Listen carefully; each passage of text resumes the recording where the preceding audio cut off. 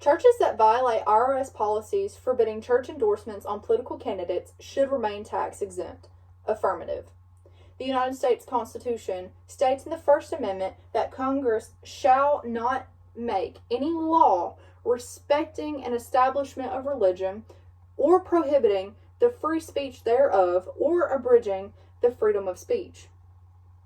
Now, the First Amendment is basically telling us Americans we have the freedom to speech, we have the freedom of expression, we have the freedom of petition, and we have the freedom of assembly. This is all true except for in our preachers and within our churches. And this is all thanks to a man named Lyndon Johnson. Lyndon Johnson was a part of the Texas State Senate in the year 1948. Now, 6 years later, when election season came back around, he wanted to be reelected for the 1954 term. However, there were some anti-communist organizations out there who did not want him to be reelected due to his bad morals and bad behavior. So they created some ads opposing his campaign. And these two main anti-communist groups were called Facts Forum and the Committee of Constitutional Government. Now, Lyndon Johnson didn't take these ads very well. He felt very criticized, and he felt the need to retaliate, so he created something called the Johnson Amendment. He created this Johnson Amendment completely out of spite towards these anti-communist organizations, and he felt that they were jeopardizing his campaign and his potential of being reelected for state senate. So this Johnson Amendment, it totally goes against our First Amendment of the United States Constitution for our right of freedom of speech as Americans. So what the Johnson Amendment is, well, it was actually passed by Congress not too long after Lyndon Johnson introduced it. It had no discussion within the Congress. Little to no thought was put into passing this amendment. It prevents all tax-exempt or 501c3 organizations from participating in all political activity. What this does is it limits the rights for freedom of speech to our preachers, within our churches, our church members. It totally goes against the First Amendment of the United States Constitution. And Lyndon Johnson's intention was never to target any churches or any preachers, but it was the only way he could get what he wanted in order to be reelected that season. He knew it was the only way that he could target those two anti-communist groups without actually directing names. And of course, churches and preachers, they're retaliating. They're reaching out to political leaders. They feel this is not right.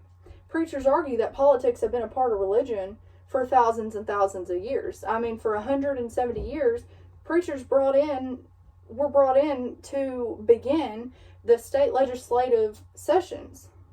And for over 150 years, pulpit endorsements have been common within church practices.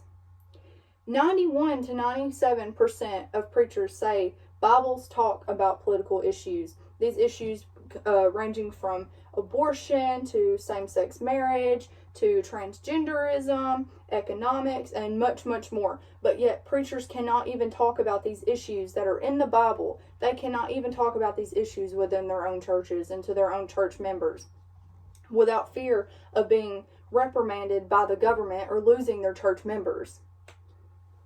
And of course, preachers and churches are fighting back against this cause in hopes to regain their freedom that they once had that was taken away from them back in 1954 by Lyndon Johnson from this Johnson Amendment. They're saying that they're following in the footsteps of Jesus represented in Matthew 27:11. It says, "And Jesus stood before the governor, and the governor asked him, saying, Art thou the King of Jews? And Jesus said unto him, Thou sayest." This basically represents preachers and church members. They don't want to fear their government. They want to speak out. They want to be able to represent their beliefs and talk about politics and practice their freedom of speech. They don't want to be scared. They want to stand up for what they believe in, what they know is right. preachers they want to inform Congress that if this bill was to ever be removed or changed at all, that any tithes and offerings, any donations made by any church members or any outside parties that are tax-exempt money towards the church or the preacher, these donations will not be included in any political activity, any endorsements, any campaigns, anything political. It will not be involved in. That money will come straight from the preacher's pocket, straight out of the church member's bank account, personal money. And now looking at President Trump's stance on this issue, back in 2017, Trump proposed to remove the Johnson Amendment. He said, freedom of religion is a sacred right, but it's also a right under threat all around us, which is totally and absolutely true. And he also says, that's why I'll get rid of and totally destroy the Johnson Amendment and allow our representatives of faith to speak freely and without fear of retribution. And that's totally true as well. Now, Tony Perkins, which is the president of Family Research Council, a conservative Christian group, completely backs Trump's opinions and his proposal, saying he's spot on.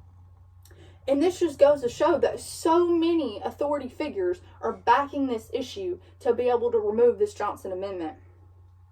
Now, going to May 4th, 2017, Trump finally announced his order to remove the Johnson Amendment from the United States. He did not want this a part of the United States at all. He felt it was very wrong. He agreed with all the churches. He agreed with all the preachers.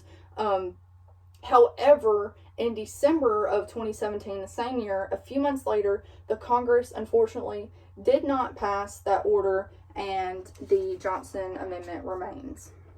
And it is truly a tragedy that our preachers, our churches, our nonprofits, our outside supporters, and even our President of the United States of America have all tried to reach out and raise awareness towards this violation of the First Amendment, and yet no voices have been heard.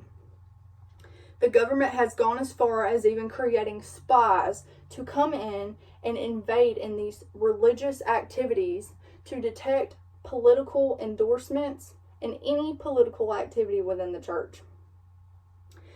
They're called watchdog groups, and two of these main watchdog groups that actually go into these churches and detect political activity, and they violate you for representing your beliefs. You're practicing freedom of speech. You're practicing your belief system, and they're going to come in undercover for the government, and they're going to violate you. They are. They're going to violate you to the I.R.S. And that's going to get you in a big load of trouble. And what else they do is they send out these annoying letters.